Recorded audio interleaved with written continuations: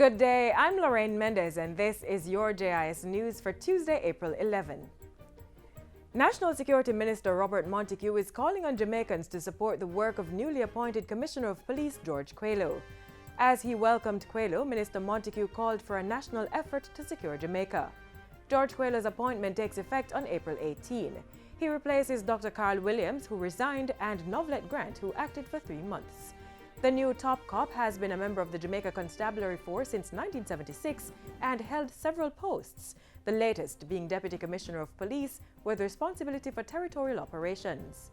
Mr. Montego says Quayle will be tasked with implementing a comprehensive succession planning process for the force. He will also be responsible for enhancing the security services to the country, improving public order, reducing corruption, and improving accountability across the force. The city of Montego Bay has exceeded its $770 million property tax collection target for the 2016-2017 financial year. Mayor Homer Davis made the announcement recently as the city received 2 new garbage trucks. The trucks, worth $20 million each, were provided by the National Solid Waste Management Authority through Western Parks and Markets Limited.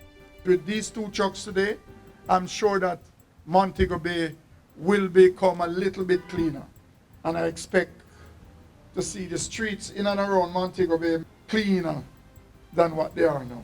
Still in Western Jamaica, Falmouth will be the first town targeted under the Ministry of Tourism's Destination Council initiative. Portfolio Minister Edmund Bartlett says the 13-member council will be rolled out this month and will consist of all the critical local agencies responsible for managing tourism in the area. Council members will include stakeholders such as local government, craft vendors, transportation operators, health authorities, and environmental agencies.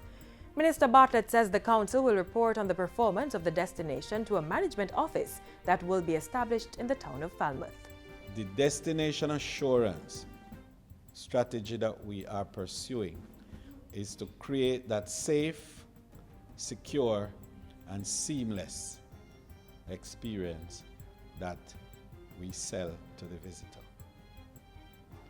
And once we get it right, there'll be no question about coming off the ship, because everybody will want to come out and experience these new features. The tourism minister was speaking at a recent press briefing with the 19-member Florida Caribbean Cruise Association, FCCA. The association was on a 3-day fact-finding mission to explore ways to improve the destination experience for their customers. Over the last 3 days, what we've experienced has been nothing less than amazing. The commitment from Jamaica, the people in Jamaica, they want to get to the next level of being a demand destination. And to facilitate Jamaica's drive to become a demand destination, the FCCA and the Ministry of Tourism are conducting an economic impact study on the island's cruise sector. Minister Bartlett says the study is central to garnering what's needed to improve cruise shipping while increasing earnings from the sector. The study is expected to indicate consumption patterns from passenger and crew at the ports, attractions, shopping, duty-free, craft, entertainment, and ground transportation. To have data is to be able to manage outcomes.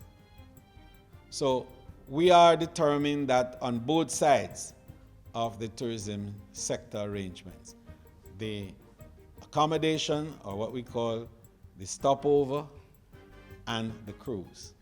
Because at the moment, Jamaica's per capita earning from cruise is in the bottom quartile of the region.